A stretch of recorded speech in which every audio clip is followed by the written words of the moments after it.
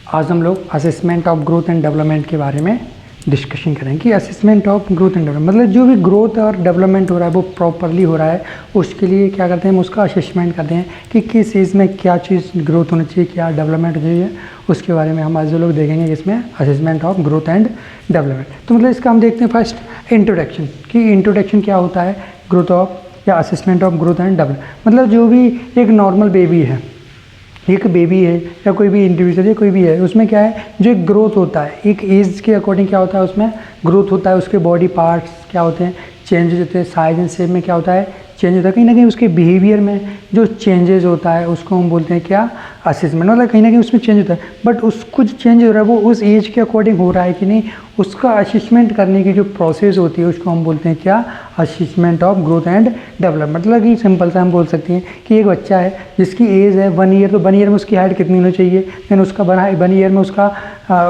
Wait कितना होना चाहिए, उसके कौन से टीथ डेवलप होना चाहिए, मतलब किस तरह से, या उसका क्या नॉर्मल वो उसका हाइट होना चाहिए, वेट होना चाहिए।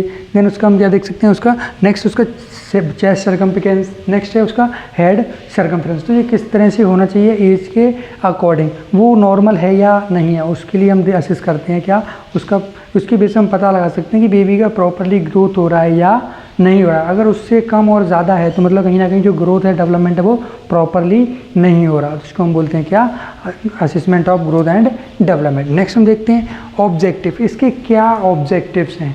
तो ऑब्जेक्टिव क्या कि हम इससे पता कर सकते हैं कि जो भी बच्चे हैं उनमें एक ग्रोथ या डेवलपमेंट एक प्रॉपर स्टेज प्रॉपर टाइप से हो रहा है, या कहीं ना कहीं हम ऑब्जेक्टिव उनका अगर ग्रोथ और डेवलपमेंट नहीं हो रहा तो उसको इंक्रीज़ करने के लिए हम कुछ एक्टिविटीज़ ऐड कर सकते हैं, कुछ नई चीज़ों को अलाउ कर सकते हैं, या कुछ अच्छा डाइट प्लान रेडी कर सकते हैं। देन उनके लिए फुली स्टडी कर सकते हैं कि हाँ इस एज में ये प्रॉब्लम होता है, ये नहीं होता, तो किसकी हेल्प से हम असेसमेंट की हेल्प से ये पता कर सकते हैं। नेक्स्ट हम देखते हैं प्रिंसिपल कि क्या प्रिंसिपल है असेसमेंट की, क्या प्रिंसिपल क्या सिद्धांत कि एज के अकॉर्डिंग डेवलपमेंट हो रहा है, एज के अकॉर्डिंग फिजिकल डेवलपमेंट हो रहा है, एज के अकॉर्डिंग साइकोलॉजिकल डेवलपमेंट हो रहा है, कहीं ना कहीं कोई बॉडी पार्ट में जो सेल्स हैं वो प्रॉपरली ग्रोथ हो रही हैं, हार्मोन्स वगैरह प्रॉपर सीक्रेट हो रहे हैं, ब्रेन की एक्टिविटी प्रॉपरली हो रही है या नहीं हो रही हैं, उसका जो बॉडी का लेंथ है वो प्रॉपर इंक्रीज़ हो रही है कि नहीं, जिसका विड्थ है वो इंक्रीज़ हो रही है, उन सब का हम इसमें पता कर सकते हैं असेसमेंट ऑफ ग्रोथ। तो ये इसके क्या प्रिंसिपल थे, मतलब कहीं ना कहीं कुछ सिद्धांत थे कि क्या पता करने के लिए अच्छे से ग्रोथ हो रहा है, अच्छे से डेवलपमेंट हो रहा है, उस चीज़ को पता करने के लिए क्या है हम इसके बारे में पढ़ते हैं। नेक्स्ट हम देखते हैं टेक्निक, तो क्या टेक्निक्स हैं जिसकी हेल्प से हम अच्छे से पता कर सकते हैं कि जो भी बच्चे हैं उनमें प्रॉपरली विकास हुआ है या नहीं, या ग्रोथ एंड डेवलपमेंट हो रहा है या नहीं, उसके बारे में हम कैसे पता लगाएंगे। तो उसके लिए फर्स्ट हम देखेंगे वेट के अकॉर्डिंग हम पता लगा सकते हैं कि इस एज पे ये वेट, तो मतलब उसमें जो भी नॉर्मल विकास या वृद्धि नॉर्मल हो रही है या नहीं। अगर उसके अकॉर्डिंग नहीं है तो मतलब कहीं ना कहीं उसमें एबनॉर्मलिटी है, कोई ना कोई प्रॉब्लम है। तो सिंपल सा weight at birth 3 to 3.25 kg। अगर नॉर्मल जो बेबी का वेट होता है बर्थ के टाइम पे वो कितना हो चाहिए 3 से 3.25 किलो, उससे कम होता है या उससे ज़्यादा होता है तो कहीं ना कहीं कोई ना कोई प्रॉब्लम है। देखिए अप्रॉक्सीमेटली इतना होना चाहिए वेट। देन अगर 3 ईयर पे उसका वेट कितना हो चाहिए, अगर वो 3 ईयर एज है, बच्चे की कितनी एज है 3 ईयर, तो उस समय उसका वेट कितना होता है 15 kg, अप्रॉक्सीमेटली 15 किलो वजन होना चाहिए। तो हम बोल सकते हैं कि उसका विकास है, जो ग्रोथ है या डेवलपमेंट है वो प्रॉपरली हो रहा है। नेक्स्ट हम देखते हैं क्या है आपका 5 ईयर, अगर 5 ईयर की एज में अगर उसका वेट 18 kg है, 18 किलो है, तो हम बोल सकते हैं कि हाँ उसमें प्रॉपरली डेवलपमेंट प्रॉपरली ग्रोथ हो रहा है। देन 7 ईयर पे 21 kg एंड 10 ईयर पे 30 kg, अगर इसके अकॉर्डिंग उसमें क्या हो रहा है डेवलप्ड हो रहा है, तो हम बोल सकते हैं कि बच्चे का जो विकास है वो प्रॉपरली हो रहा है। कहीं ना कहीं कभी कभी क्या होता है एक चीज़ हो रहा है, जैसे कि बच्चे में जो एट बर्थ के टाइम पे वेट कितना होता है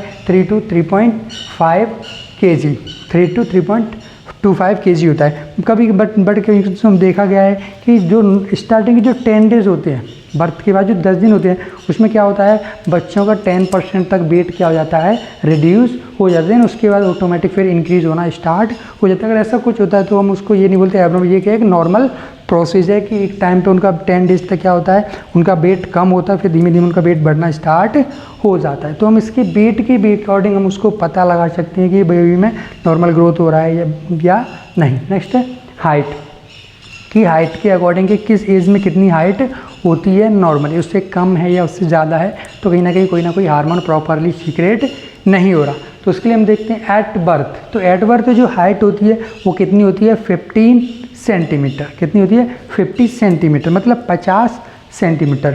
50 सेंटीमीटर कितनी होती है 50 सेंटीमीटर। एंड सर 1 ईयर, जब बेबी 1 ईयर है, क्या है उसकी एज 1 ईयर, उस टाइम उसकी जो लेंथ होती है वो कितनी होती है 75 सेंटीमीटर। कितनी होती है 75 centimetre. And 2 to 12 year, 2 to 12 year में कितनी हो सकती है 77 सेंटीमीटर। तो ये इसकी एक नॉर्मल एज हाइट रहती है इस एज में।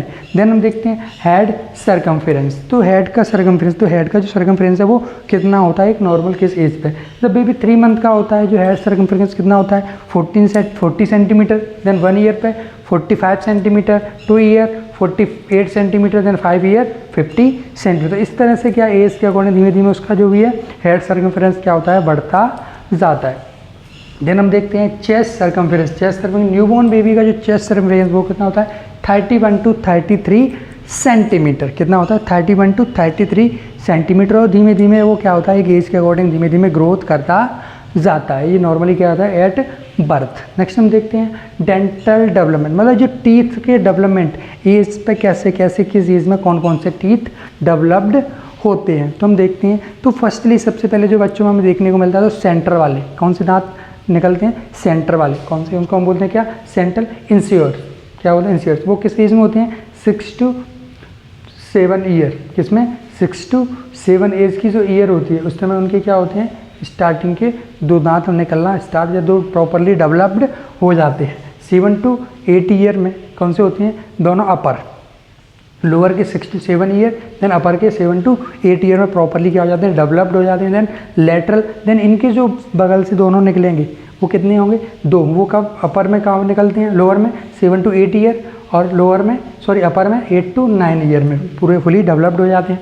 देन आपका कैनिन, मतलब जो देन लेटरल के बाद वाले जो भी लेटरल के बाद वाले, जैसे कि फर्स्ट हम बोलते हैं यहाँ पे ये सबसे पहले ये सेंट्रल के, फिर 2 इधर के, फिर 2 इस तरह से दोनों तरफ मूव बढ़ क्या होते हैं टीथों का डेवलपमेंट होना स्टार्ट हो जाता है। जो कि आपके कैनियन मतलब 9 to 10 ईयर कहाँ पर होते हैं लोअर वाले होते हैं। देन अपर के होते हैं 11 to 12 ईयर। नेक्स्ट हम देखते हैं फर्स्ट प्रीमोलर।